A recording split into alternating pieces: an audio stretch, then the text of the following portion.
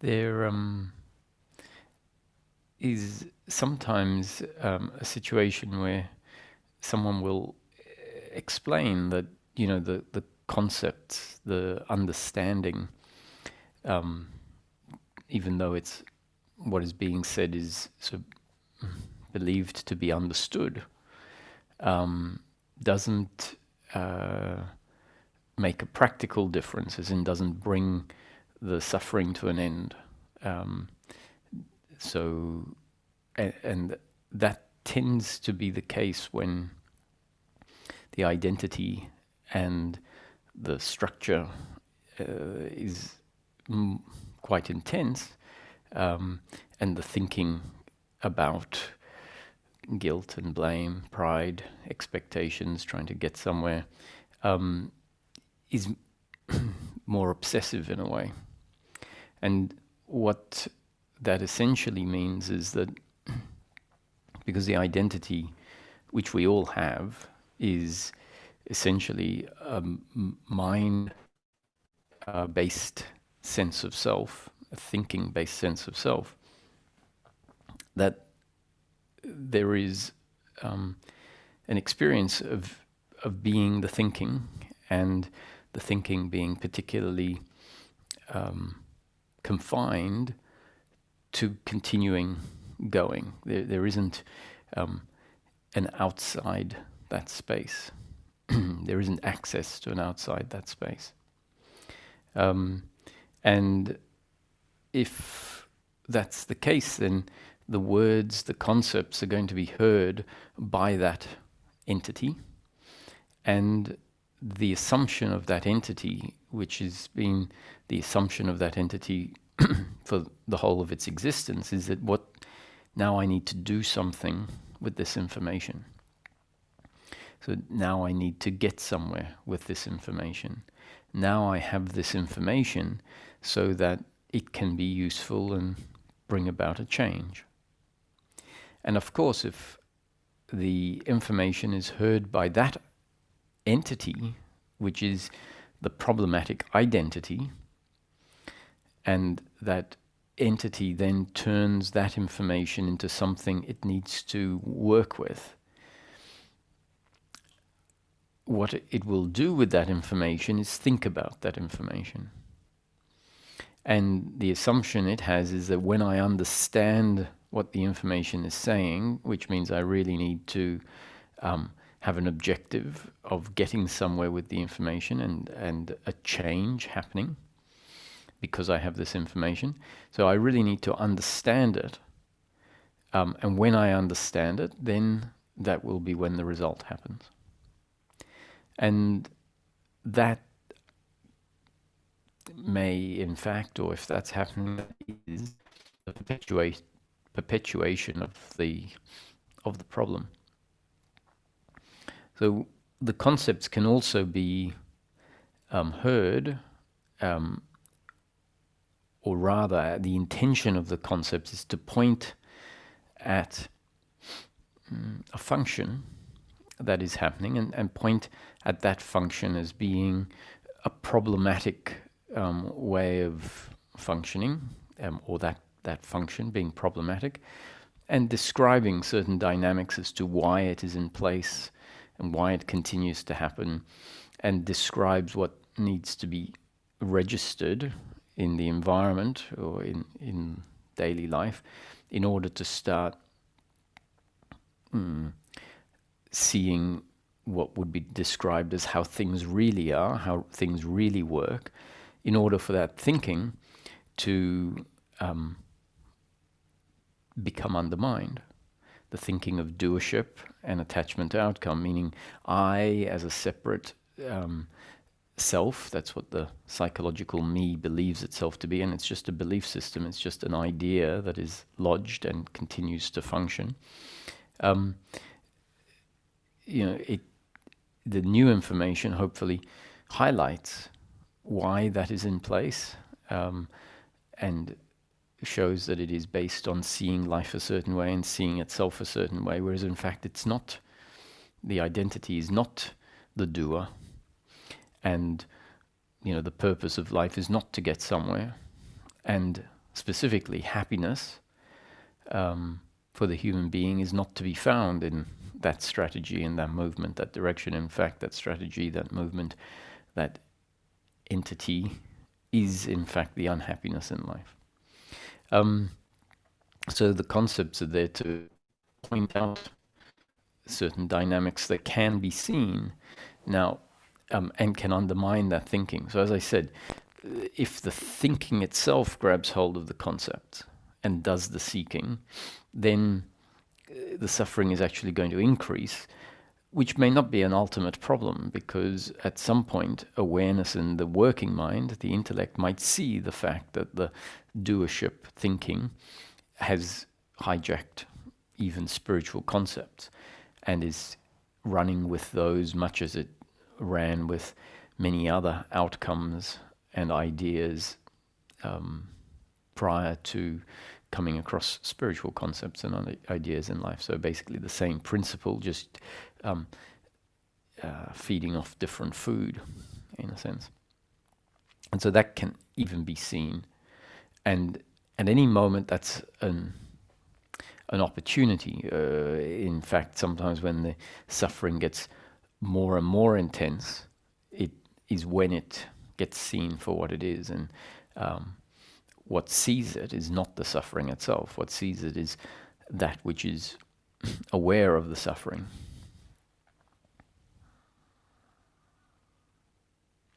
So, to counter this potential problem where the doership idea, the identity, which is a mind-based thing, hears mind-based concepts that are computable, in order to avoid that, we're often not given concepts. Or at least not given concepts that are logic concepts that sort of ask for some sort of deduction to happen.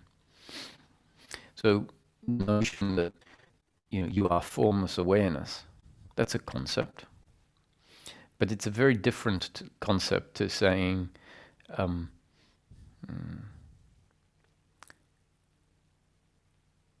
suffering is the movement of is a movement of thought, a very specific type of thought, and the root of that thought is the belief in doership and attachment to outcome. And so peace of mind is the stopping of that thinking, or the ending of that thinking. Now, that to the doership will be heard as, oh, you are telling me to stop thinking, to stop doing that type of thinking. Okay, I'll do my best to stop doing that type of thinking by doing the end of thinking. So it's a bit of a problem when it gets heard by the doer that has always believed it needs to make the most of what it's been given as the doer to get an outcome. So because that description that says suffering is or peace of mind, happiness for the human being is the end of suffering, it will be heard by the doer, unless it's qualified enough in the delivery of it. It will be heard as something for the doer to do. So spiritual teachings actually will come from a different angle sometimes and say, look, there's nothing to do.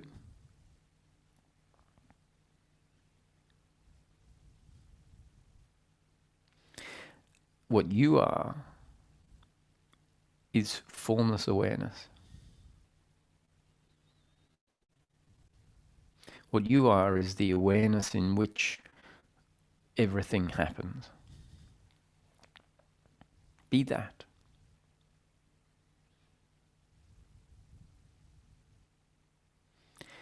The thinking is an object, a movement within the awareness. And it is awareness that recognizes the thinking, sees the thinking as an object.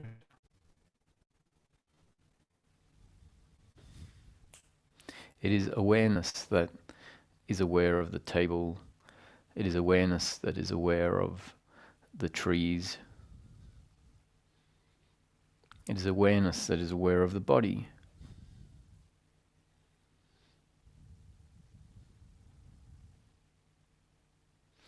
It's not the body aware of the tree, but rather awareness aware of the body and aware of the tree.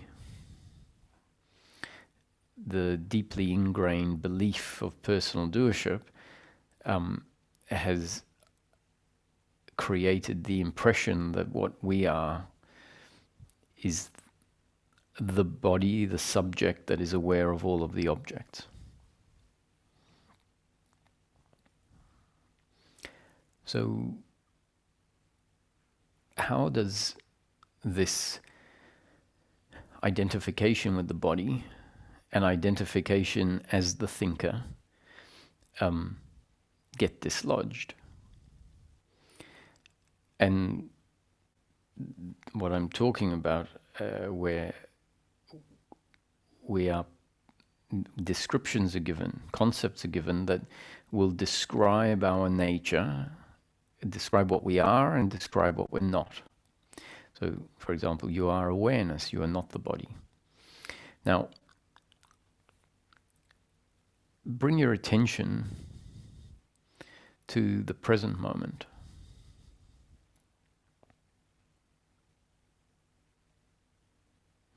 Because one of the things that isn't happening when thinking is repetitive and compulsive and intense, and where there is a strong identification with thinking, which means there is the feeling in the experience that I am the thinking, or I am the thinker of the thoughts. And if the thoughts are uncomfortable, it's I am uncomfortable. That is the experience and the feeling. And that's what makes life most unacceptable, most uncomfortable, is the feeling that my life is so, my life as a human being is so uncomfortable because of all of this thinking that's happening. So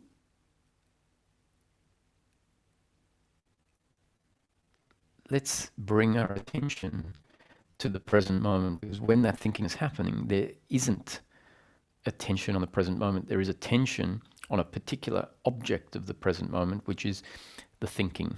And because that attention is what we could call identified, which means feeling like that's what I am,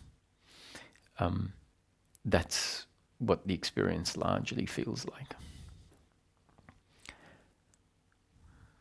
So let's look at what life is. Let's become present with life. Because as I said, that's what isn't happening when the thinking is most intense and uncomfortable. So if we can start to get a glimpse of what presence is, if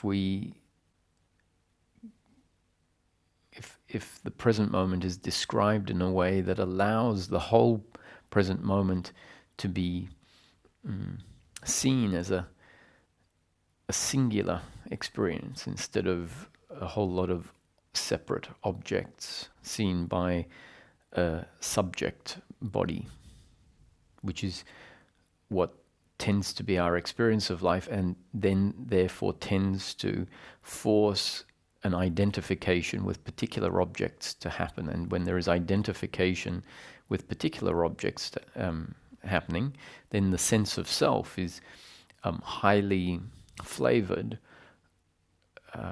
by the object that is being identified with, which tends to be thoughts about being the body. And then thoughts about being the body that doesn't have things that it feels it needs to have. Thoughts about being the body, being the person, and regretting things that it did in the past. So let's look at exploring what the present moment is in such a way that maybe allows a returning back to the present moment to happen more regularly in the next week than it might happen otherwise. And how I'd like to do that is by pointing out that there is an experience in each moment. And the experience is not an experience that the human body is having, although usually the experience is an experience that says this is an experience that the human body is having. So there is an experience, and the experience will be and can be whatever the experience is. However it is designed, it will be experienced. And we don't design the experience, it is here. So by and large, we can say it's an experience of daily life, an experience of being a person in a world of form. That's what the experience consistently tends to arise as for most of us. And if we keep knowing life as it appears to be represented within the experience, then that is, I guess, one of the descriptions of what separation is, where we know life as a whole lot of separate objects recognized by a body that feels like the subject, that is aware of those objects. And that is a world of form. So let's talk about life, this world of form, not as an actual world of form, but as an experience of a world of form. And this this delivery of concepts is not really a delivery for you to think about and work out in your head, but I'm talking about the experience here. So bring attention to the experience here. That means bring attention primarily. The biggest part of the experience in every moment is the visual aspect of the experience. So to the extent that you are aware of the visual aspects of the experience, means that when I say to the extent, whenever you are particularly focused on the visual aspect of the experience, which, I don't know, let's take a guess, makes up 70 or 80% of the experience, then less thinking is happening. And as soon as we lose touch with the experience, we lose touch with being present with the experience in the present moment, more attention goes off into thinking, and then the prevalent component of the experience is the thinking. So if we can bring attention, if attention comes onto the fact that there is always an experience of, and what I mean by experience means, well, there is always an experience. How do we know there's an experience? We need to focus on the absence of experience as a contrast to what we mean by experience. I don't really mean experience in the sense that, if you go for a bungee jump or a skydive, you can go, oh, that was an amazing experience. Because that sort of tends to mean that experiences are those abnormal experiences that we can have, or have a great meal and go, oh, that was a fantastic experience, tasting all those different wines, or whatever. I mean experience in a much more fundamental way, which means whenever you are in life, if you're in the kitchen cutting carrots, the kitchen and the carrots and the hand and the knife cutting the carrots is the experience. If you go outside and there are clouds and birds and sunshine and wind and trees and other people, that is the experience. The whole thing, it's a multi-layered sensory experience. So let's now look at the absence of experience. So at night, when we go into what we can call deep sleep, so not the dream state, because essentially the dream state still has experience in it. The dream is the experience in that moment. So when the dream comes to an end, and let's assume that deep sleep is the absence of the daily life experience. So there are no trees, there are no cars, there's no bedroom, there's no person, there's no thinking, there's no emotions. There's none of the componentry of experience is there in deep sleep. So deep sleep is the absence of life. If we say, what is daily life? Daily life is experience. So if daily life is experience and deep sleep is no experience, then we can say in deep sleep there is no life experience, no experience. So what I'm trying to emphasize is that life, essentially, what we've always known as my life or daily life, is actually the experience of life. And our experience of life always happens in what is at the time the present moment.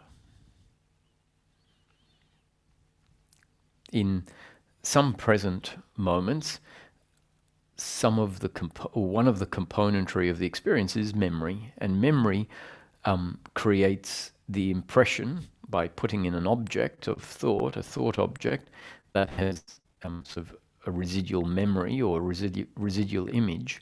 Actually, it's just an image in the present moment, but it appears like it is and it's labeled in a certain way that says this is something that was experienced previously. And really, when you look at the experience in the mind, see that a memory is really just a component of the present moment. And if whatever is creating this experience, in theory, you say, well, I don't know that it can't insert memory that maybe never happened. Now, I'm not saying that we should assume that memory never happened, because we don't really know whether memory happened or not. In fact, we have to live our life. We do live our life as if our memories are more or less a reflection of what happened before. But for the purpose of coming to understand experience, what is experience? To understand life, daily life, which is there in order to bring us to a different appreciation, which hopefully will bring a movement outside of identification with a particular object, which hopefully we can see as an object of experience rather than the true subject. So that's really the purpose of describing life this way, is for a specific reason.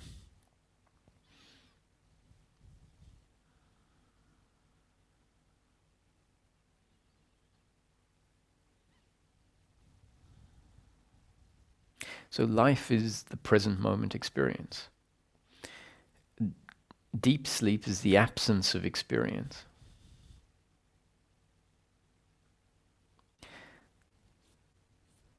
There's no one there having an experience, or there are no objects of experience in deep sleep.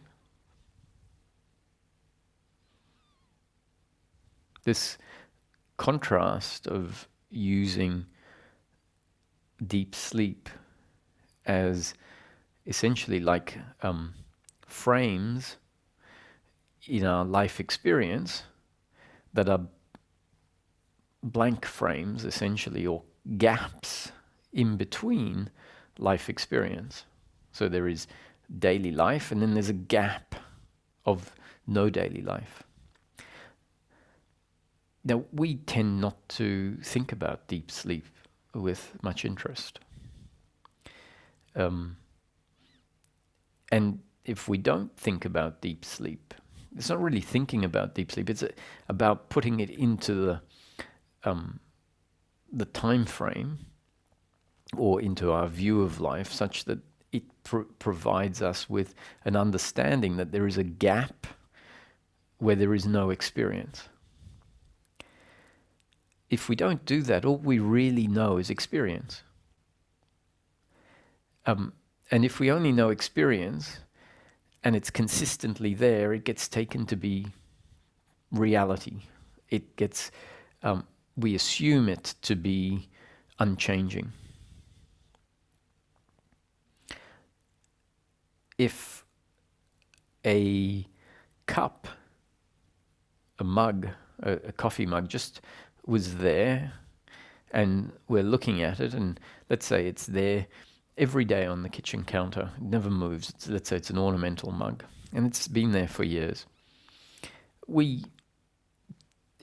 It's consistently there, and so we have no reason to doubt that it's real. If you're looking at the mug and suddenly it vanishes, and then 10 seconds later it comes back, you now have to relate to that differently.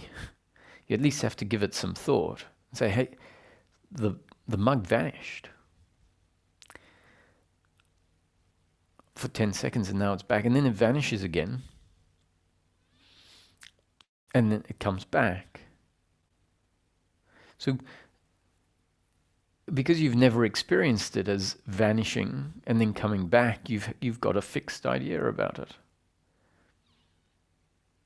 And you have no reason to think of it any other way, because it's only ever presented one way, always there. Now, life, our experience of life, is often, at least once a day, not there.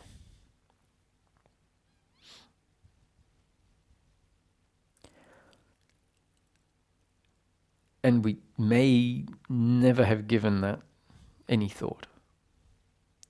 Which really means that we have a mug that is vanishing for 10 seconds, and our brain is eliminating the recognition of the mug vanishing and creating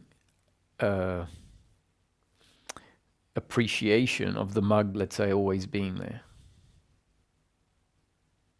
When in fact, let's say it vanishes for 10 seconds every hour. And instead of allowing us to register this, the brain sort of cuts out the bit where it's not there and makes it appear one way or another, like in terms of our appreciation, as if it's always there.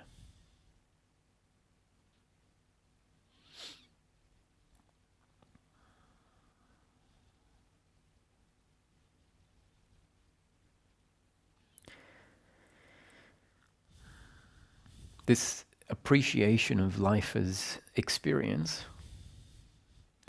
and experience is, so this appreciation of life as an experience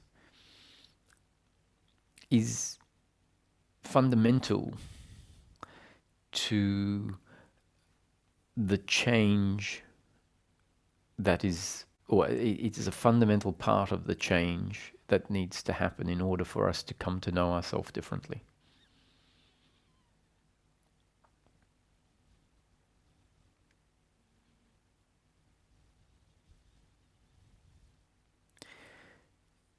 What we've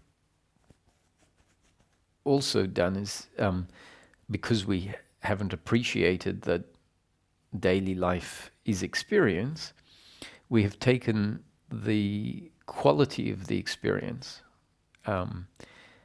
And so what I mean by quality is that the sense of touch, for example.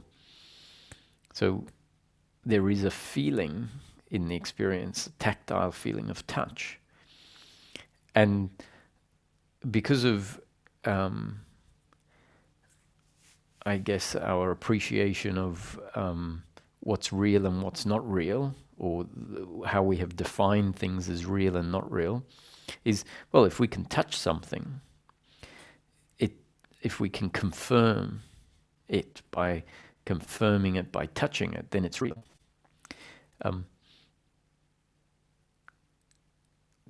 Whereas experience, especially the life experience, which is essentially a multi-sensory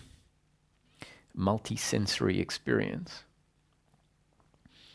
means that the sense of touch is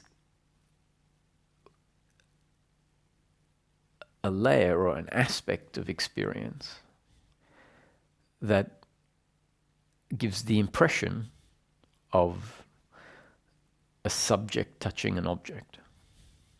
That is the experience. That is how the experience is designed to be. Now, that doesn't mean that because we experience something, it's real. What it is if we experience it, we have to say it is the experience.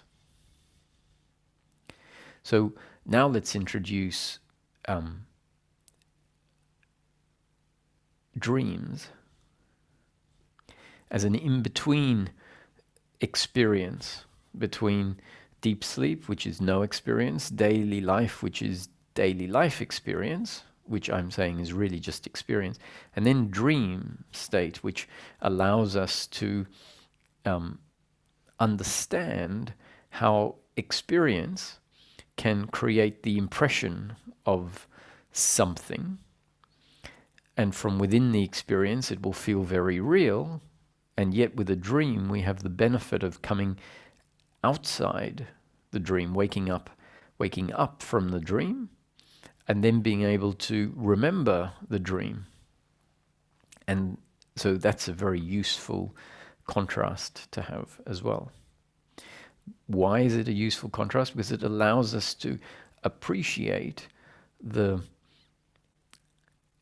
nature of experience, and in particular how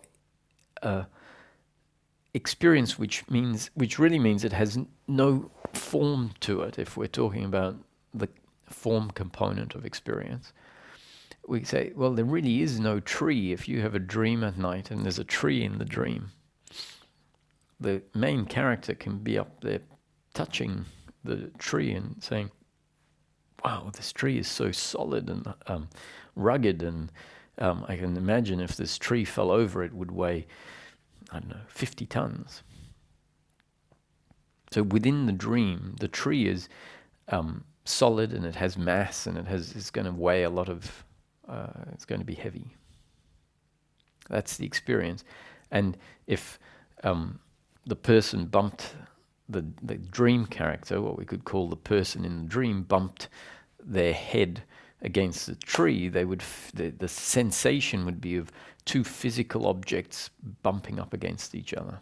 And so if you told the dream character, if another dream character came up to the dream character and said, do you realize that that tree and your head bumping into the tree is an experience, and that there isn't really a objectively real tree? So the character in the dream that is being told this might find it very hard to understand what is being said, especially if it's never had an experience that it can look at and realize how something that isn't objectively real can feel a very particular way. So even if the dream character has had its own dreams of worlds that when it wakes up from those worlds back into the dream, it realizes are not real, unless it specifically thinks about them. If someone comes up and says, this experience you're having of your head bumping into the tree is not of two objects, they really have no independent existence. The dream character may have, might say, I really don't understand what you're talking about. But when the dream collapses and the dream character collapses and the tree collapses, I mean, it's not there anymore because the dream is over, because the person that was having the dream wakes up. The person can remember the dream. It's like, wow, that was a very vivid dream, and I remember bumping my head against the tree and it hurt. And I can remember that there was a thud sound in the dream, and it felt very much like one object, solid form, was hitting another solid form. And yet you can see that there is no tree and no head that really exists except as an experience within consciousness. So from within the experience experience will feel a particular way. But it doesn't at all mean that experience is a representation of truth. Experience is not at all necessarily a representation of reality.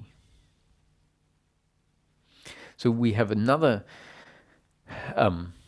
set of experiences that we can investigate, two other types that we can investigate that start to show us the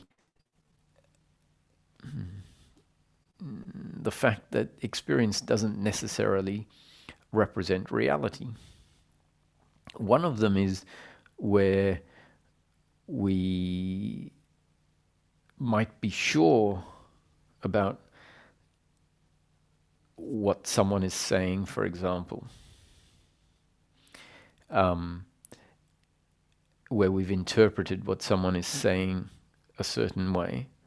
And then if we listen to a recording, we might realize that they said something different. And yet it was experienced the way it was experienced. Whereas we have the recording, and the recording says, oh, well, but actually what was said was something different. Another is if we've taken some sort of substance that has an effect on the brain, you can see that maybe some additional objects get added into the experience. Or the experience gets fuzzy or mixed up. And so let's say pixies get added into the experience. Well, we could assume that, oh, now I'm seeing reality and before I didn't see the pixies. Or you could say, wow, the experience now is such that it's got additional components to it. Now, either way, you can either say that if the pixies really exist before they weren't seen, so you can say that the experience is not a reflection of truth, or if the pixies don't really exist but they're added in, once again you can say what I'm experiencing is not a reflection of truth. Because life is so consistently one way, and we don't tend to have these abnormal experiences often, or if we do, we don't tend to think about them in this way, and so some of the implications and insights that can come don't happen. Because that's the case and life is so consistent, we can form a certain relationship to life. And that relationship is very often the relationship of being the person that is aware of an objectively real world.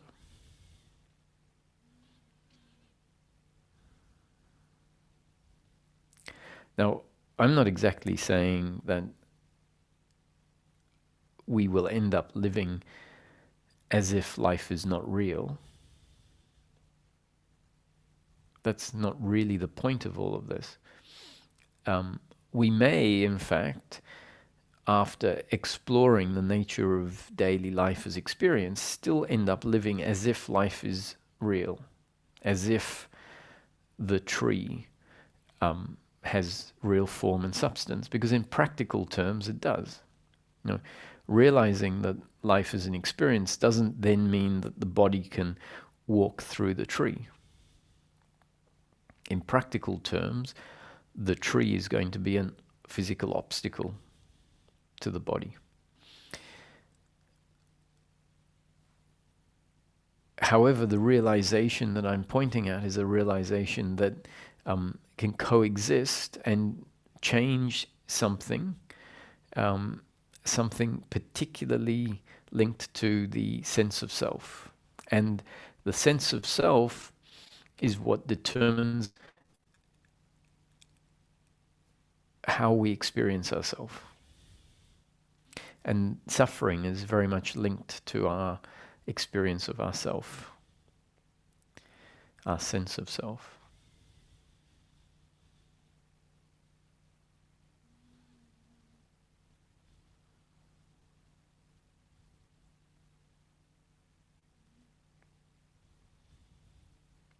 So going back to what the point of all of this is that often we find ourselves dragged into thinking with no capacity to have a different perspective on the thoughts.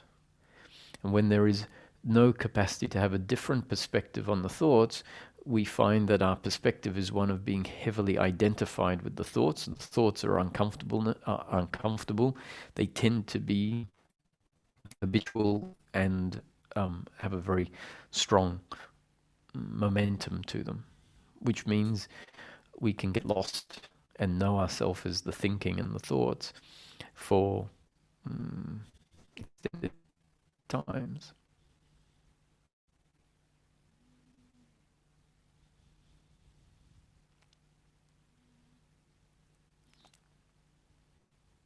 So coming to see life as always an experience made up of many layers.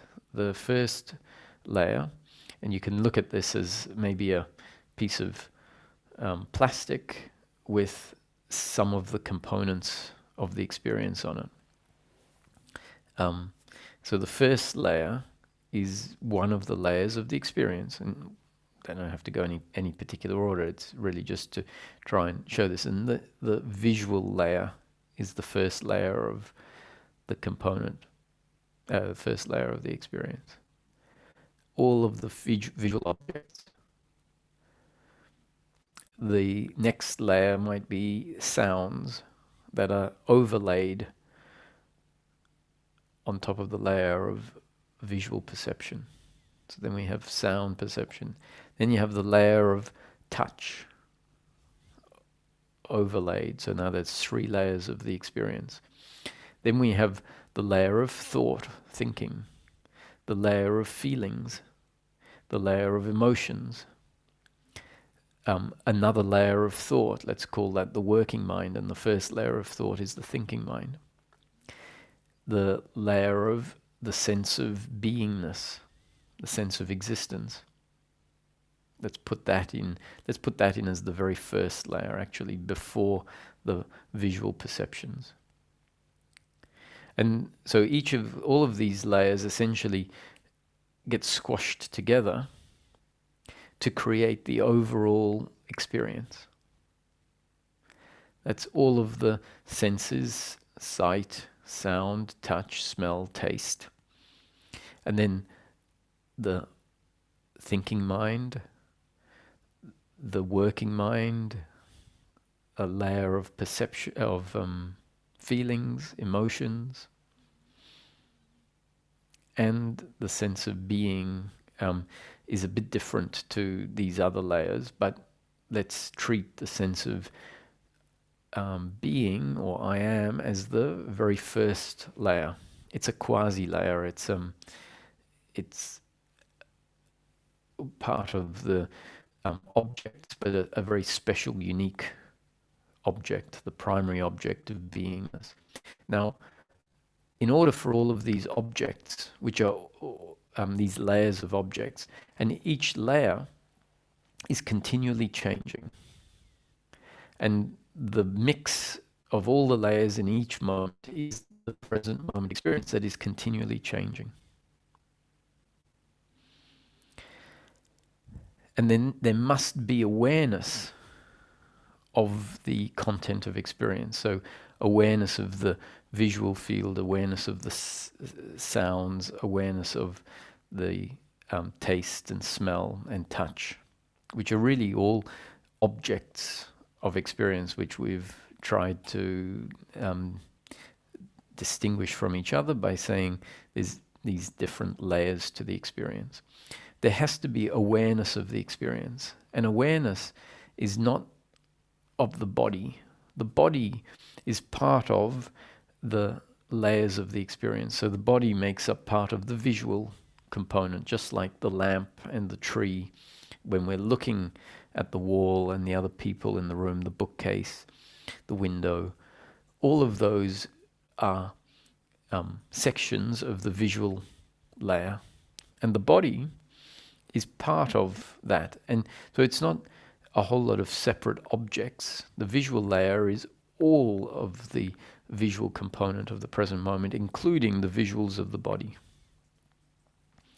And the sound layer is the sound of the birds, the sound of the cars and the dog, and in this case, the sound of voice. Someone else's voice or your own voice. What we call my own voice. So often what happens is the body is assumed to be the subject, so it is excluded from what we know as experience. So if I'm talking about the visual layers of experience, the normal standpoint would be to look at the visuals from the perspective of the body and say, oh yeah, I see the visual component of the experience. What that's doing is creating a separation that doesn't really exist, and thinking that the subject is the body. Whereas what I'm trying to point at is the body is an object of experience. So the body is not aware. The body is an object, or part of one of the layers of experience, the visual object layer.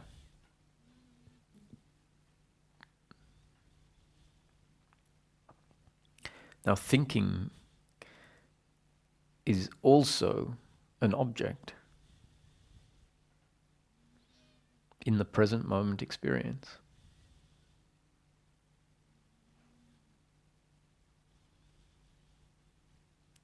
Feelings are an object in the present moment experience. Physical pain is part of the tactile or part of the feeling layer of experience, depending on its nuance. All of that is the momentary experience. So you can look at the momentary experience, if we use a metaphor. The metaphor is a slideshow of photos that has been set up. And let's say there's 100 photos in the slideshow. It's a PowerPoint type slideshow. And each photo is up for a specified period of time. Let's say 3 seconds. Then flicks onto the next photo, 5 seconds. And then the next photo is up for 2 seconds. The next one's up for 10 seconds. And so there's this progression of photos. And they're all there. And the present photo is the one that is on the screen. So if there is thinking, and it's thinking that is uncomfortable, let's say blame, then that is a component, a layer of the current momentary experience of life. And in that momentary experience, the body will be there, and it will be laid out such that the thought seems like it is linked to the body. So the experience is the body is thinking, and that thinking is blame. And that is destiny. That is like the photo that is up at that point in time. And it's there for as long as it's up. And so the metaphor of a photo is helpful because it's sort of, we all know a photo slideshow.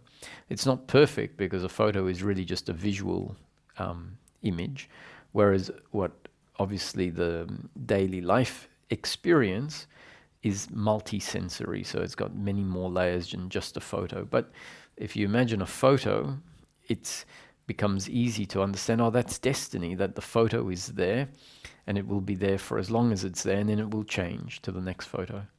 And so our experience of life is exactly that. It is the experience appearing exactly as the experience is designed to appear. So that when we're aware of the photo, we are aware of an object that we didn't create. Let's say you walk into the cinema and then the photo slideshow starts happening and you experience the photos as they present themselves.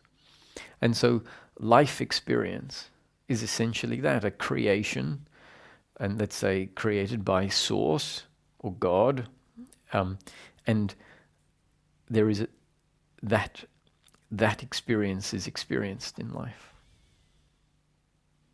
So if there is a moment of life that is full of suffering, that is the experience. Now, what is really important is in this exploration, is to realize that the body is an object, and yet there is awareness of all of the objects. And what you are, for all intensive purposes within this exploration, what you are is not an object. What you are is the formless awareness that recognizes the present moment experience, that is aware of the present moment experience exactly the way it is, meaning exactly the way it has been created. So life is either one big changing experience, or you could say a series of momentary experiences, one moment after the next, after the next, after the next. And it's very clear that these moments, one after the next, tie together to create the impression of time and space and causality. That's what this experience of life is, and how it's being created, and how it will be experienced. Within that experience of life, there can be a shift, a change, where we start experiencing life from the perspective of being this formless awareness that is aware of the present moment experience.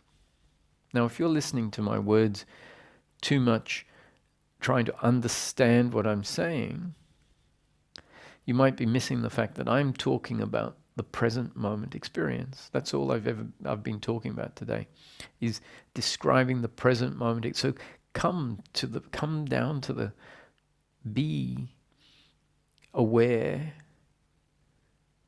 of the present moment, which for all intents and purposes, if you can, stick to the visual and sound objects are the ones that are most prevalent in the life experience. There's always visual components. To bring your attention to the wall, to the table, and that basically is presence. Allow the body to be an object amongst all other visual objects. And I refer to the body as a visual object, and it might imply that I'm saying the body is a visual object separate from the lamp, which is another visual object. But really I'm trying to portray the visual layer as one, almost like, let's see, if we had a big poster, a big photo printed on a big piece of sticky plastic, and it was designed in a way where you can start off at one corner of the room and put it on like wallpaper, and it's one big image of all the visual objects in the room. So that would be the visual layer, and it's one single piece of wallpaper, and there may be lots of what would seem like separate objects, but once you imagine it as a big piece of wallpaper, you see, oh, they're not really separate. It's a layer. And so all of the visual objects in the current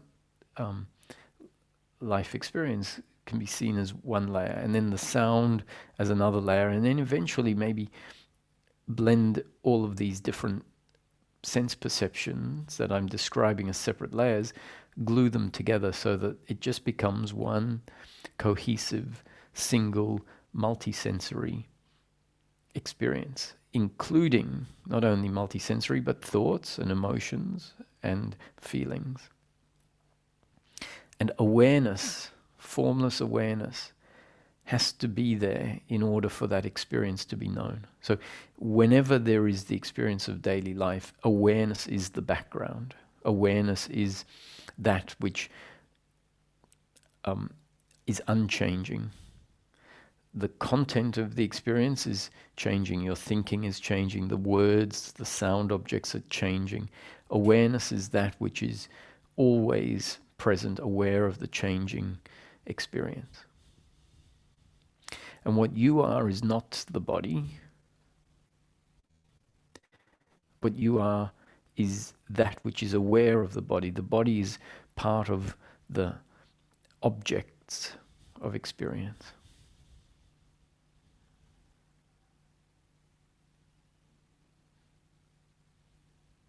So once again, it's very easy to get dragged up into thinking and try and imagine what I'm saying. Come back down into the experience and be that which is aware. And that is not the body. Be that which is aware of the body. The body arises inside that which we are, along with the rest of the present moment experience. So Nisargadatta has said that we start off thinking that we are a body walking around inside an objective world, only to realize that the whole world arises inside what we are.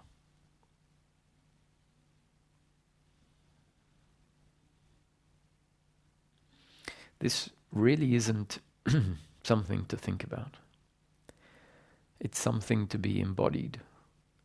And it's embodied by dropping backwards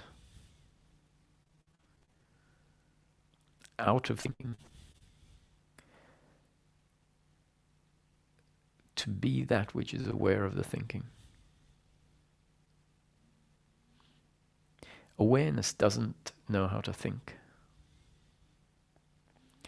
Awareness doesn't know how to say but.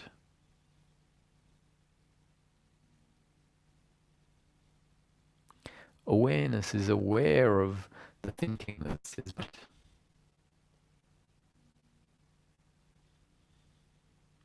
Awareness is not able to have expectations.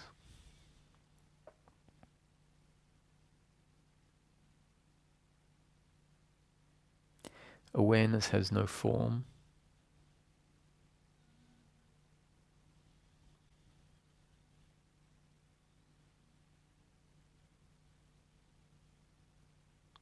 And it takes no effort to be that which you are. Being awareness doesn't require you to be aware. It doesn't require you to do awareness. Awareness is, by default, aware of the present moment experience that is life.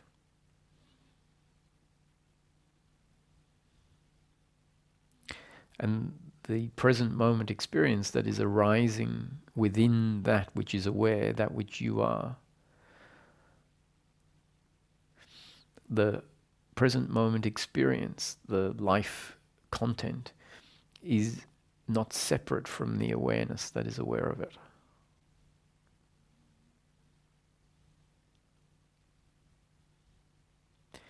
If the content was separate from awareness, meaning if the content was outside of awareness, then that content wouldn't be part of the present moment experience. So let's imagine life as we know it, where if we hear a dog barking, if we hear there is barking, we say, okay, there is a dog. Now, if that bark was outside of awareness, it would cease to be in the experience. So what that says is that the sound is heard because it is on that layer of sound objects that is contained within the field of awareness.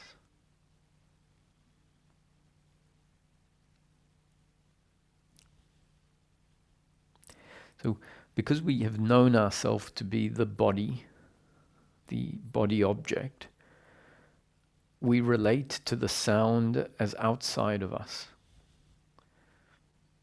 That is how we know experience or life, when we believe that, and when we feel like we are a body walking around inside of life. So Nisargadatta reminded us, we start off feeling like we are a body inside of an objective world, only to realize that the whole objective world arises inside what we are. So it's a shift of identity from believing ourselves to be what is actually just an object, to knowing ourselves to be the awareness in which all objects exist. So the barking dog, from one perspective, is a bark outside of what I am. From another perspective, the perspective of knowing yourself as formless awareness, the bark arises within what you are.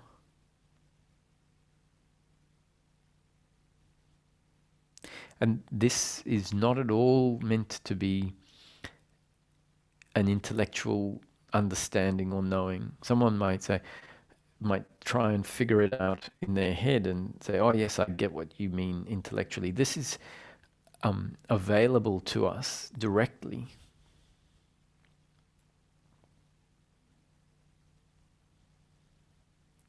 But it requires a challenging of the notion that what I am is an object. And in fact, when we identify with an object, in that moment it doesn't feel like the object is an object. It then becomes sensed that the object is a subject. So what that means is when we feel that we are the body feels like the body is what is aware of the other objects. We go through life and the experience is created such that it feels like the body is aware of the books, the body is aware of the table, the body is aware of the other person. And that is an experience that is designed such that an object appears to be the subject. So in investigating life experience, it is most important to realize that what we have always known ourselves as is really part of the objective, the objects of experience. Part of the visual layer, part of the touch layer, part of the sound layer, part of the thought layer.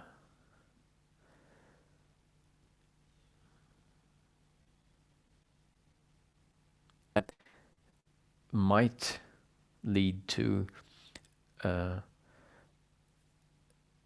qualitative shift in the nature of how the experience is experienced. A sense, oh, what I am is that in which the whole experience arises. What I am is the formless awareness, which is a feeling, a sense. It's experiential. And it requires a dropping back. Not that you do, but a dropping back that happens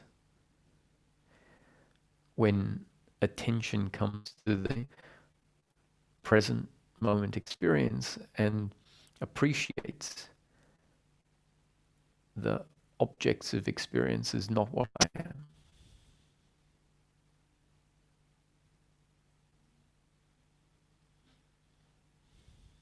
So the practice of neti, which really means not this and not that, is a practice where we are invited to understand that whatever there is awareness of, we can't be that. And so the practice will be handed over in a way such that you are invited to check out all the objects of perception, the visual objects, and say, oh, I can see the lamp, or there is seeing of the lamp, I am not that. There is seeing of the other person, I am not that. There is seeing of the hand, I am not that. There is seeing, and the seeing I'm talking about is not visual seeing, it is awareness. There is the seeing of the sound of voice, I am not that. There is the seeing of feelings. So remember, seeing refers to a seeing beyond sight, but more of an awareness. I am not that. I am not the sounds. I am not the feelings. I am not the emotions. Anything that can be, there can be awareness of, I am not that. Not this, not that. And as we start coming to the objects of awareness that we have previously known to be what I am, primarily the body and the feelings, the emotions and the thoughts. Not this, not that. What we end up being is what is left, that in which the experience arises. And this is a movement that, I guess, a movement that has atrophied, this dropping back into being that which is aware.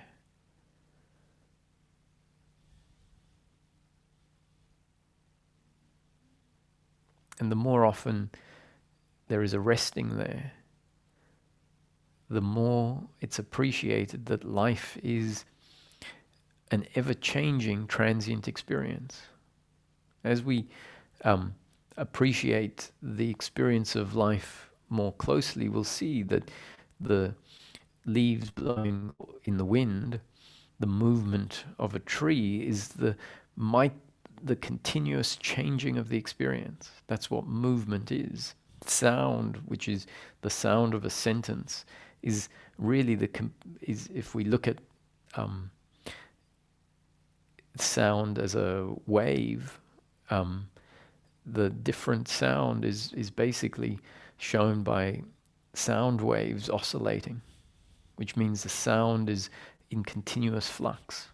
The experience is always in motion on every single level. So even the objects of experience that seem to be fairly static, like a rock that doesn't move, there hopefully is an appreciation that on a subatomic level there is change, and those atoms are really just objects of experience. So the whole object, the whole experience is continually being renewed, like the photos in the slideshow that appear and are replaced by another photo, and then another photo, and then another photo. And that is the life experience. And if there isn't attention brought to the nature of experience, what we will never know is the awareness that is aware and one with the experience. So I'm describing the objects of experience as, in terms of the conceptual delivery, as separate from the awareness, because I'm saying there are these layers of objects: the visual objects, the sound objects, the taste objects, the smell objects, the thoughts, the emotions, the feelings. Then I'm saying let's squash them together. So now there's not 7 layers, they've been squashed into one singular experience. And at first we're describing it as awareness is that which is aware of the changing objects. Awareness is that which is unchanging. So once again, it creates an impression of awareness and the objects of awareness. And in fact, we need to go through the changing qualitative nature of experience in that way, where at first a shift will be, oh, I am the formless awareness that is unchanging, and the content is continually changing. And so when I say I am, it's the body is saying I am, but the realization, when we're not talking, if we're just being present with the present moment experience, there won't even be the thought I am awareness. There will just be the beingness of just being awareness. Now that being awareness doesn't happen if we are identified with being the thinking that's saying, oh, I just don't get it. I don't know what you mean. I've tried to be awareness. So then we go, okay, let me try again. Let me do it. That's still it's not about trying to be awareness. I'm describing life as a present moment experience and describing the body as not being the subject.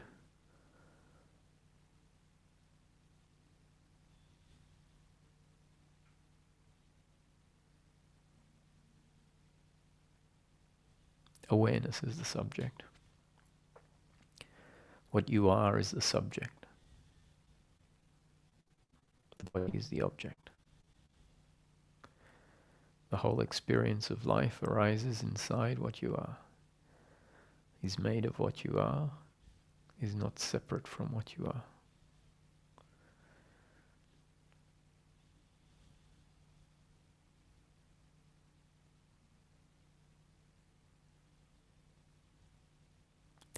Many times a day, there is the potential opportunity to just be formless awareness in which everything arises. Every time there is a movement to being that is presence prior to thinking.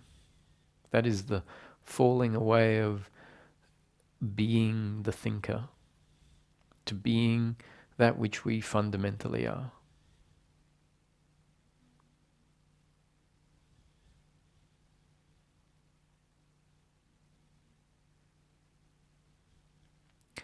And don't expect it to be anything particularly impressive. At first, it can be amazingly surprising to come to know yourself as formless awareness, where there is a stillness, a quietness, because that's the only time that we will know ourselves as formless awareness, is when there has been falling backwards out of the objects primarily of thinking. That's what keeps us identified, is when we are identified as thinking, trying to do something, trying to do the becoming of awareness. And it's not, it's the stopping. Just be. Be that which is aware of the present moment experience.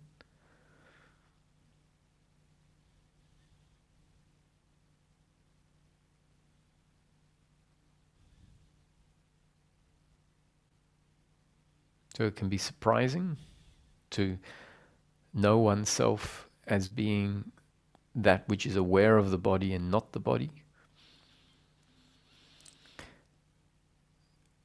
And we might find ourselves dropping into that, and maybe only for 5 or 10 seconds at a time.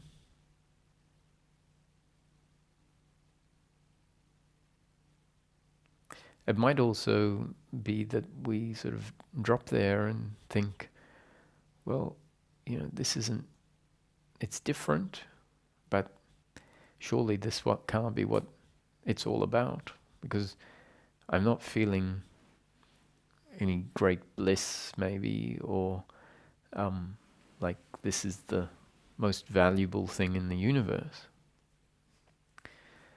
And it's strengthening a muscle, and as that muscle is strengthened, as life can be appreciated from this perspective, or as there is a resting in this perspective, a lot of the habitual thinking that really is the problem can start to be seen for what it is.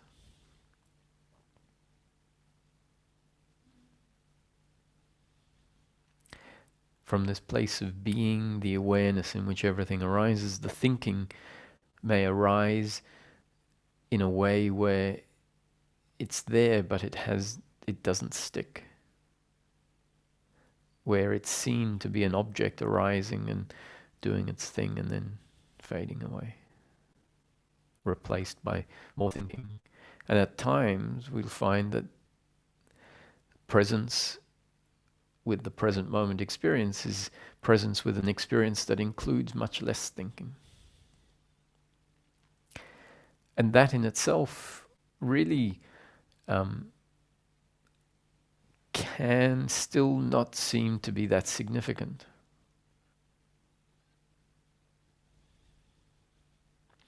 Because there is another movement after that in a sense integrates what has happened in this phase that I'm talking about, integrates it into in a way that makes that valuable, makes it feel and allows it to be appreciated as that which we are really looking for. So it's different when it gets integrated. It is different to just being formless awareness, witnessing life. Because the truth is that there's a great relief from dropping into this beingness and realizing I am that which is, in a way, outside of the flow of life, outside of the thinking and the emotions and the suffering. And that means that the suffering, if it still arises, has much less intensity to it. It's not who you are.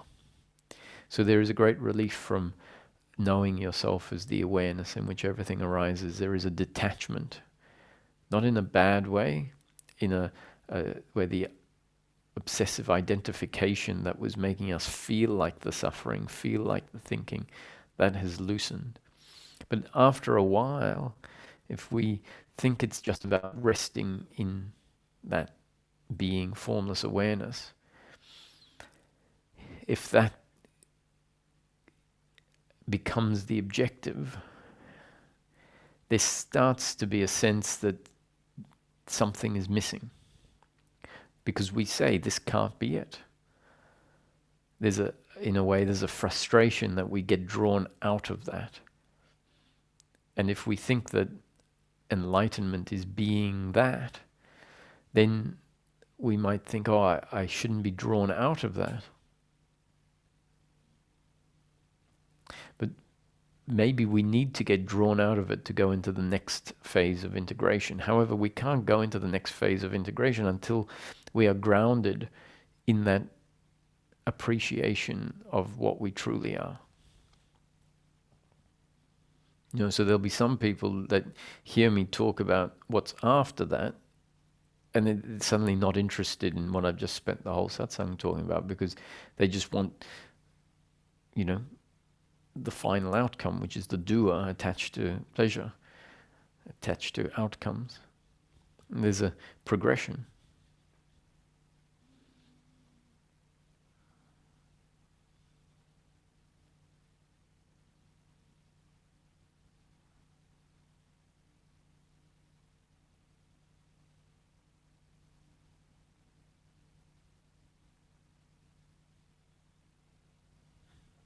So the advice that Nisargadatta's teaching gives essentially is, you are that, abide as that. Abide as I am. But let's not bring I am to it, because that's a little different to what I've been talking about. But essentially, I am and awareness are two aspects of your true nature. So Nisargadatta's primary teaching is, you are not the body. You are awareness or consciousness. At different points, he used different words in the teaching, but let's just stick with awareness. You are not the body. You are awareness. Abide as that. Rest as that. Keep coming back to being that. And the being of awareness can only happen if one is not being the thinking. Awareness doesn't think. Awareness can't think. Awareness can be aware of the thinking. Awareness doesn't speak.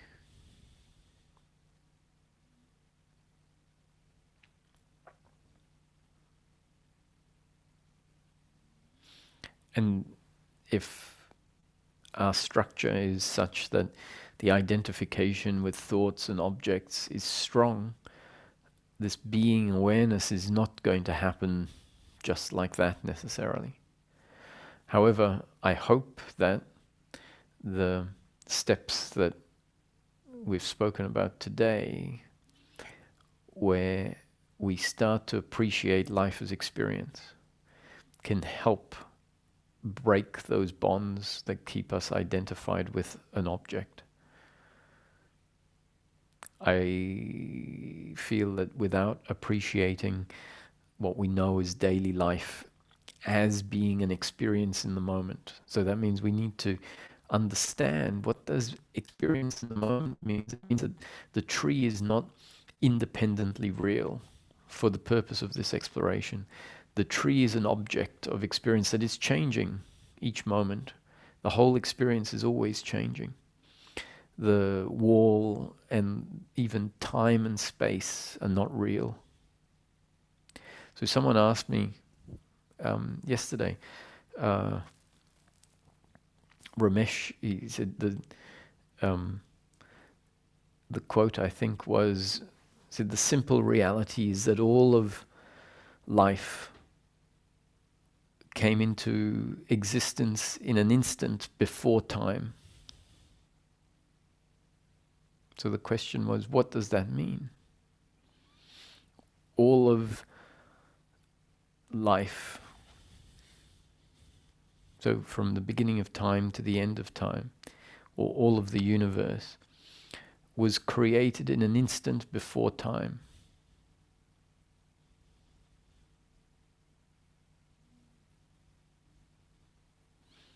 So what that means is that time itself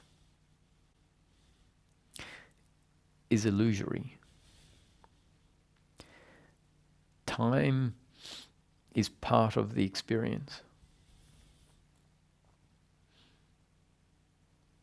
It means that in deep sleep, when the experience is not there, there is, for all in practical, or for all intents and purposes, time ceases to exist. There are no objects in relation to each other and no subject in relation to the objects to create the impression of time. And in order for space to exist, time needs to exist. So time and space coexist together. You can't have one without the other. This is why time-space is, or space-time, is referred to as a variable, a component in physics. One of the fundamental variables is space-time. And space-time is not space and time, but it's space-time as one unit. Is that if we have space, we need time to move through space. And if there's no time, which means like a snapshot, like on pause, so no time, then there's no space.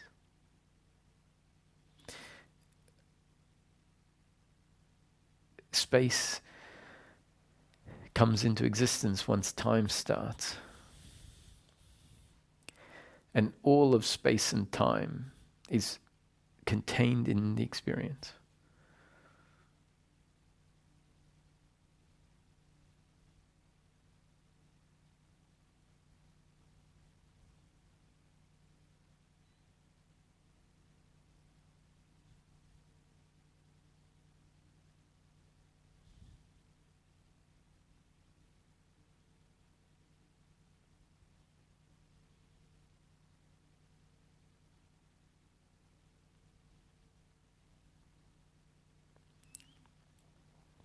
This is really relevant to peace of mind and daily living. An appreciation of life as an experience, an appreciation of what we truly are, what our essence is, the awareness that is aware of all of time and space as it presents in the present moment. So don't expect that you'll know yourself as awareness that was aware of the Big Bang and aware of the end of the world. Time and space exists as components of the present moment. So to know yourself as formless awareness, aware of the whole experience, including the framework of time and space, in the end becomes very significant for one purpose only, and that is to be able to live life as the human being, free of the load of guilt and blame and pride, worry and expectation.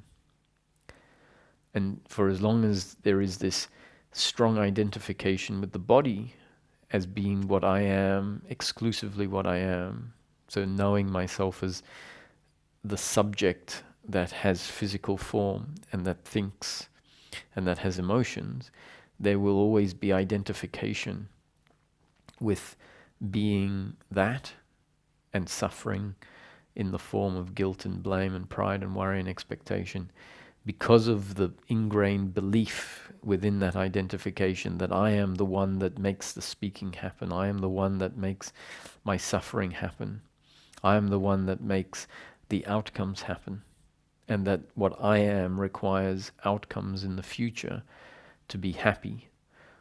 All of that is contained in the identification with form, and therefore the suffering exists. Knowing life as a happening, an experience, an unfolding in consciousness allows for that identification with form to loosen, and therefore allows the deeply ingrained beliefs of self, the beliefs that what I am is a physical entity requiring outcomes to be complete, can also loosen. And as that happens, the suffering is witnessed as an object within consciousness, an object within the experience of life. And in time, the suffering dissolves such that it is no longer an object to be witnessed.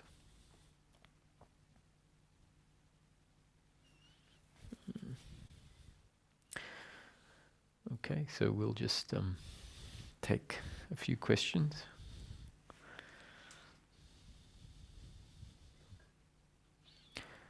Hello, Luca. Hello, can you hear me? Can you hear me? Hello? Just 1 minute. We'll just. Okay, go ahead, Luca. Hello, can you hear me? Yes, I can. Okay, I wanted to talk about unknowing because I had this interval of peace of mind, and it became very clear that nothing can be known, like absolutely nothing can be known. Not the table, not the chair, nothing. But at the same time, you could also you don't lose the ability to use concepts because otherwise you wouldn't be able to function. So it's kind of a not knowing, but at the same time you can function with concepts that kind of relate to the unknowing, if that makes sense. Yes. I'd like you to just talk about that for me. Yeah, great. See, the truth is, this notion of I don't know is very useful. And as you're pointing out, it's not an absolute truth either. Because, so what does that mean? Why is it very useful? First, it's very useful because our thinking, especially the suffering thinking, has ingrained in it the assumption that the thinking knows. The assumption is the thinking knows that it is the doer, for example, and that it needs happiness, it needs a soulmate, it needs, a promotion to be happy. So that's what the thinking thinks. And we find the relationship to it for a large part of our life is this is correct. I absolutely know that this is what I need in order to be happy. The same thing is I absolutely know that I have to hate the other because they hurt me and they shouldn't have hurt me. And so what we assume is how life is, and we know it for sure, turns out down the track to be not so spot on, wasn't that accurate. We might start to see, oh, my happiness isn't to be found in outcomes. What I thought was his doing, I see as part of life unfolding. We also get to see that we might have all sorts of stories about why the person did something to us, and then we find out that it wasn't quite as we imagined. They didn't call us back because the message wasn't delivered, let's say. And we thought that they didn't call us back because they were rude and they don't like us and I'm not good enough. And, that can be the story in our head. And then we realize, oh, I thought I knew, and in fact, I got it completely wrong. So the truth is, we have very little idea about what life is. So one of the tools that are used in teachings, because all of this I do know is really essentially what belief is, where we take something that is relative, our perception of life, and turn it into I know this is how it is, which is turning it into absolute, which is, turning a concept into a belief, where we treat the concept as absolute truth. A teaching will come in, and I think, what's her name? I think Byron Katie sort of uses this as the main part of her teaching. She goes, how do you know that that's true? As her suggestion to anything you're thinking, it's, do you know that that's true? And obviously, I'm guessing that before that, she goes through pointing out how we make so many mistakes. And so the encouragement is always ask yourself, is it true? And hopefully, we'll be trained at a certain point to understand it's probably not true, or not, it's probably not true. It isn't true because I can't know anything absolutely, because my perceptions are relative, the way I process things is relative, the information I have is relative. So that means that when we get into a story of suffering, we can start to realize that we're treating all of our conclusions and assumptions as true. And this is a true can come in and drop us out of the thinking where we say, oh, I don't know that it's true. And then we see that thinking as an error, essentially, or not the truth. So it might help us drop into that which we are. Right? So that's the benefit of I don't know. It essentially can cut off the suffering or cut off our involvement with suffering and allow us to drop into a place of peace or distance from the suffering thinking. You with me so far? Yep, makes sense. Yep. So then, if we come to believe or see, I don't know anything, I can't know anything, we might actually go around then saying, the truth is I don't know anything. Because we've seen something, and that it's a great insight. Where I say it's not entirely true that I don't know anything is that if we really believed that to the core, and actually I'm not suggesting that we need to believe it to the core, because if we believed it to the core, we'd stop being able to function. So what we need to, and this is the nuance I'd like to talk about, which is part of your, the important part of your question is this, I think, is we might think that we realize and know that I can't know anything. And we might turn that into an absolute truth, which is not really a correct representation of how we're functioning. Because even given that we have realized on some level, which is the right level, but we need to see that there are, so we've realized on some level that I don't know anything. And yet in practice, we continue to function as if we know some things. Now, how to reconcile this? So that means that we don't try and open the front door with a banana. And so if we don't know anything, then how do we know to use a key for the front door? If we really don't know, you try opening the door with a banana, but you don't. And you put the key in, you turn the door, and the door opens first time, every time. So you obviously know something.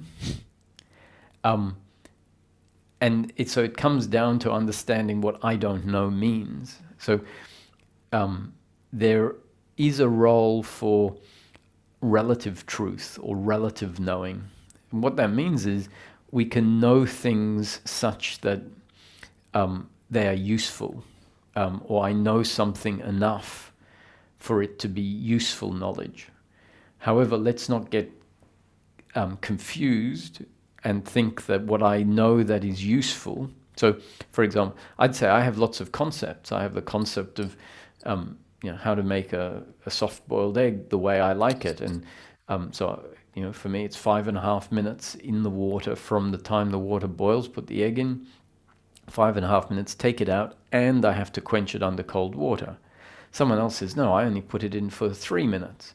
And then we realize they put it in for 3 minutes, but they don't quench it after in cold water, which means it keeps cooking for another few minutes while it's in the egg, in the shell.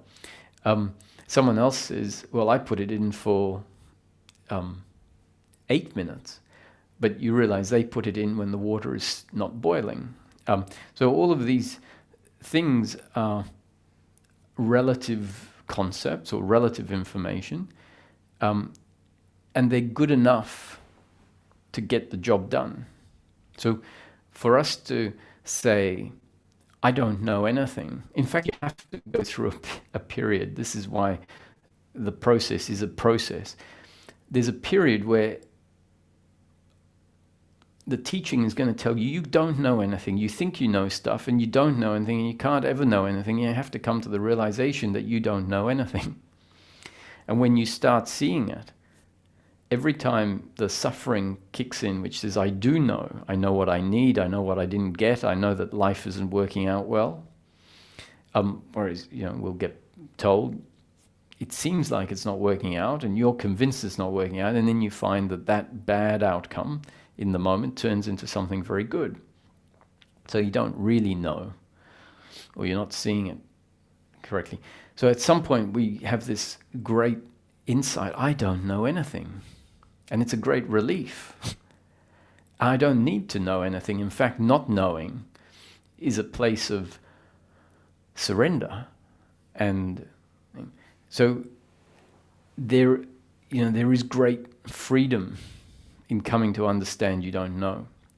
But at some point, we might have this question, but I still keep opening the door with the key and it works, etc., etc.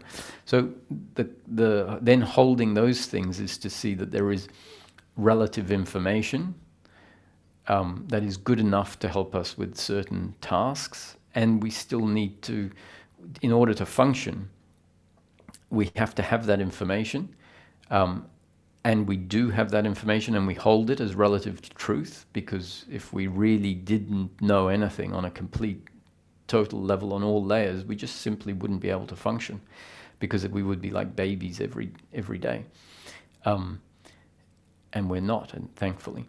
And so we know enough about the laws of physics to build very big buildings that are amazing in terms of the developments that we have.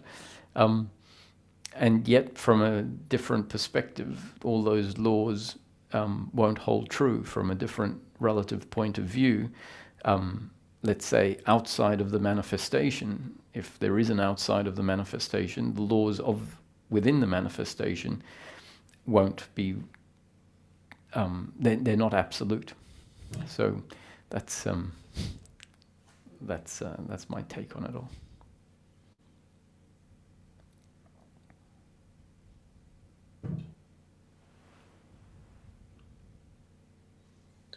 Thanks, that was really clear. Makes it clear to me that there can't be any truth. Except for a relative truth. Yeah, okay, absolutely. I'm talking about absolute. Which is, someone would say, well, and I've said it to myself before, that the word relative truth is an oxymoron. Because, from one definition of truth, truth is truth is truth is truth. It's got nothing to do with relativeness.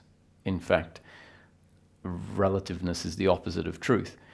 So the idea of a relative truth is an oxymoron from one point of view. However, our thinking can put that in context, and then we can come up with the notion of relative truth within a certain context, what I just described. So yes, in the context you were using the word truth, you're correct.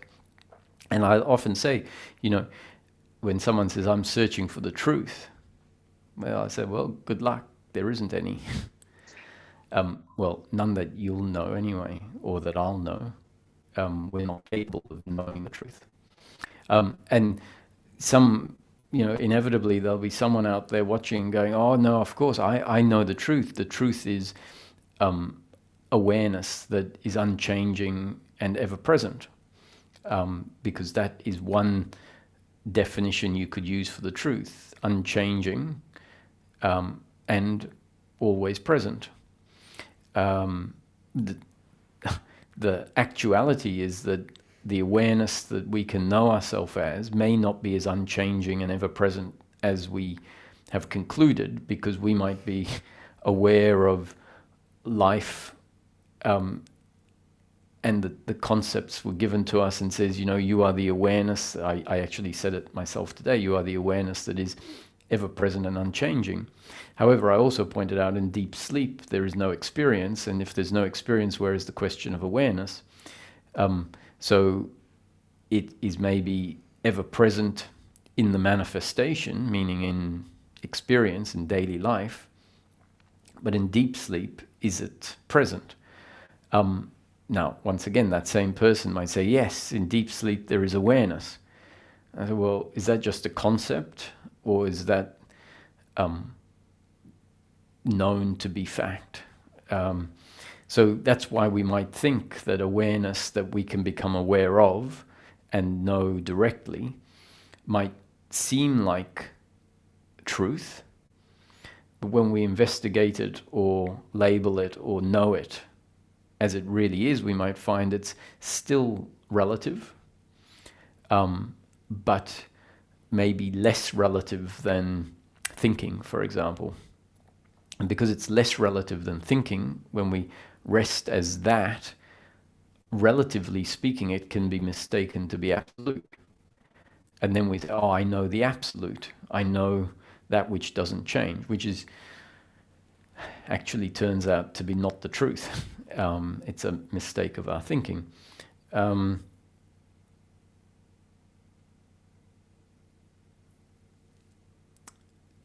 So, this question of, are you seeking the truth?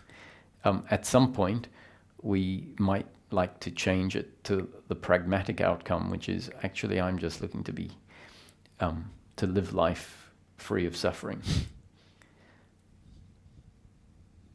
Yeah, that makes perfect sense. Thank you.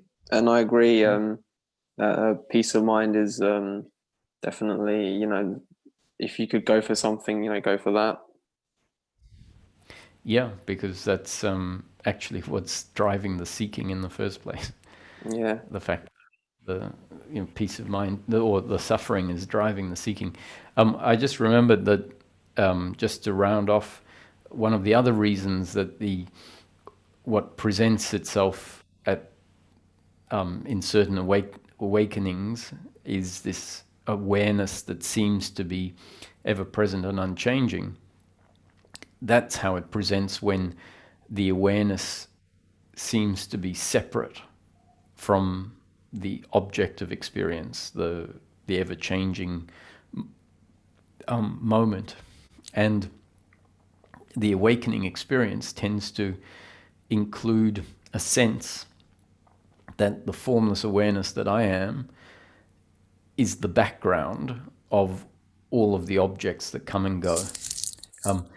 And so you can tell in the wording that I'm using, when that's the experience, which you may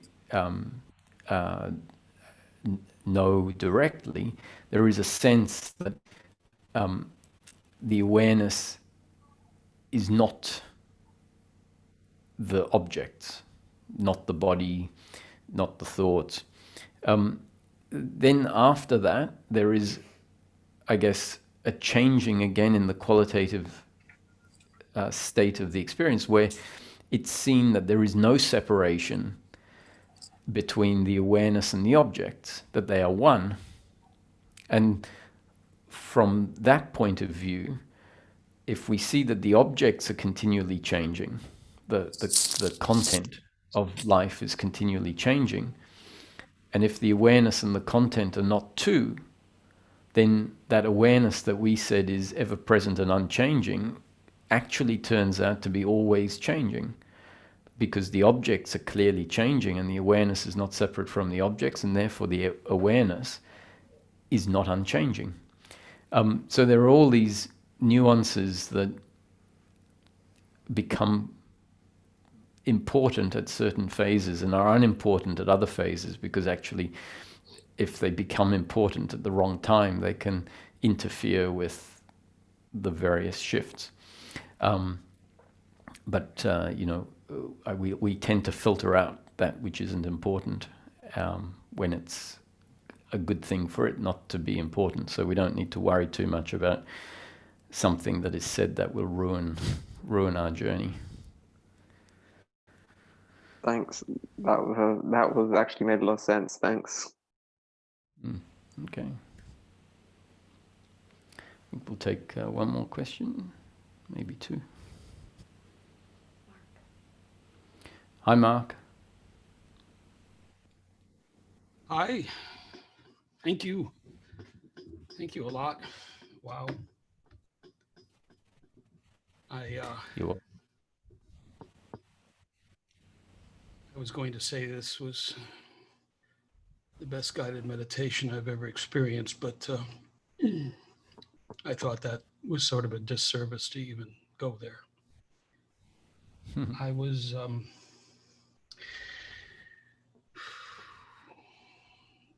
it's hard to bring back. Are you familiar with the phrase realer than real? Have you heard it as a description or yourself used it? What was it again? Weirder than real? No, realer than real. Well, I guess I've heard it before. I don't have an affinity with it myself. I don't think I've used it before, but go ahead. I know what it means. The first time I perhaps used it or got attached to it, I had witnessed a car accident.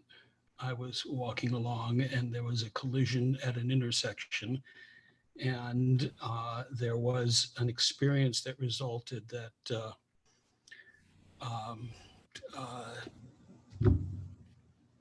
well, at this point, I'm going to say it was sort of like a functional deep sleep moment, given our conversation today.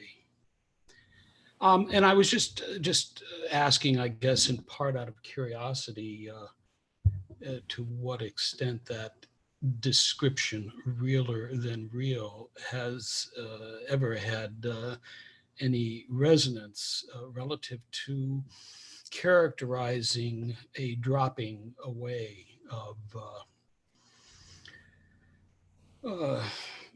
mind, particularly a result of trauma, an accident, maybe drugs, maybe just because it happens. Well, I think my response would be that we imagine life as it presents normally to be real. That's our real experience of life, or life, and it feels real. And the truth is that our experience of life as we normally have it includes a layer of thinking in amongst the experience. And so that layer of thinking affects how life is known. And that becomes what we know as real life, the way it's always put together, essentially, which, as I'm describing here, includes a layer of thinking that is sort of maybe even what we could call subconscious thinking. It's pretty much happening without us even really being aware of it. And it influences the way life feels, but it's basically what we think as real life, or life that we considered the way life is. And in an awakening moment, when thinking falls away, or in a shift, in a meditation, or a presence with the present moment as being everything arising in consciousness, for example, there tends to be a dropping out of thinking and what is often described as a direct knowing, where life is known from a slightly different or a radically different perspective than where it's normally known from. And that new perspective or different perspective tends to be a perspective where there can be the absence of this layer of thinking. And because thinking is a very relative component, a very relative function, when that thinking is there, which is what I was saying is pretty much standard, life has a relative quality to it, but because it's all we know, that is what we consider to be real. And so spiritual teachings will tell us, you don't know life, you don't know the truth, you know illusion. And awakening or spiritual seeking is about coming to know the truth. And often the life that we know, where there's subject-object relationship, then is described in those teachings as being illusion, and reality is described. Reality essentially is, that is being described in those teachings, is a shift from one way of knowing oneself and life to another, and in that shifted way, when it happens, often that layer of thinking is not there.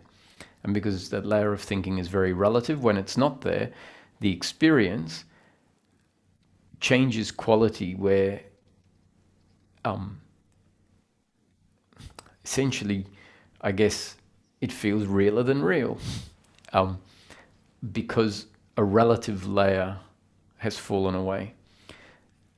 And it can create a sense of direct knowing, where things are known in a more apperception way, rather than through a layer of thinking, which is the thinking of, oh, I see it and it's like this, concluding. And in an accident, or if you're aware of an accident, and it shocks you into the present moment, then thinking can fall away. And it's what's described sometimes where everything goes into slow motion, and the details and what's going to happen sort of all becomes clear. So clearly the body kicks into a different mode of perception, because this thinking layer falls away. And it feels qualitatively different, and that qualitative difference is really a absence of a relative layer, which makes it feel more absolute, which makes it really mean it feels more real. And so then we say it felt realer than real. Is that a fair commentary? Absolutely. So that leads me to the question. Relative to the word oscillating, I'm wondering if you experience oscillating, or putting it a different way, went through periods, we could say, of oscillation.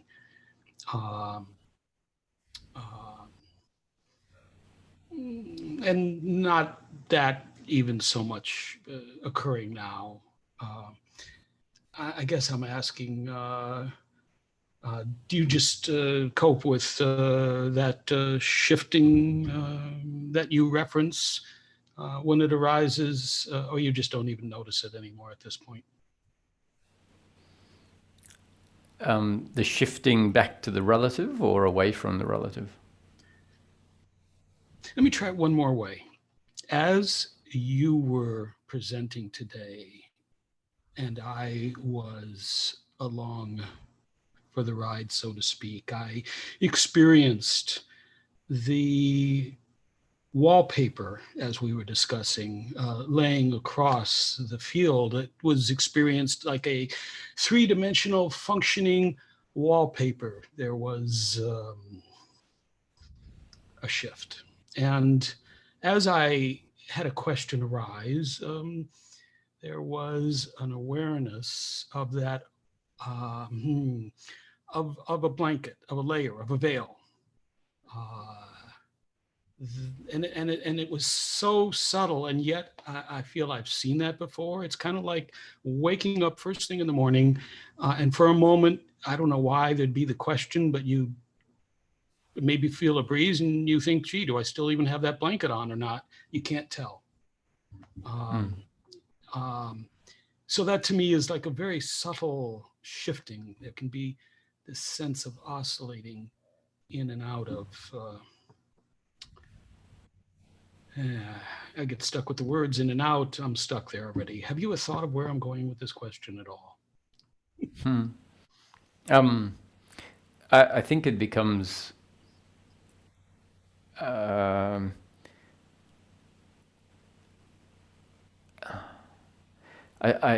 think it sort of it changes such that the changing, the oscillating just falls away. But really the question, I guess, in what state do we remain? And I'm not even sure that the state we remain in is one or the other of the oscillating states. I think it's different again. So the stabilized, integrated state is not necessarily at all the same as the flip part of the flip-flop movement. The flip-flop movement, which is, going in and out, gradually changes, and then what we're left with is what we're left with, which may not be one or the other of the flip-flop state. So the point being is that the process looks after itself, but not at all the way we imagine it. All right. I think I need to leave it there, or I'm going to be seeking an outcome. Yeah, but rest in that place of being present with. It's always here. The life experience is always here, and so if you remember, I am that which is aware of even the body, and use the visual component of the present moment experience to be that which you bring attention to, and without any effort. It's without even trying to get anywhere. It's just about being present as awareness, not the body being present. But so the point of today's satsang really is, as I said, hopefully in the next week, some people will find themselves resting as the formless awareness in which everything arises more regularly than may have been the case if the satsang hadn't been heard. I'm glad to have been present for the satsang. Thank you. You're welcome, Mark.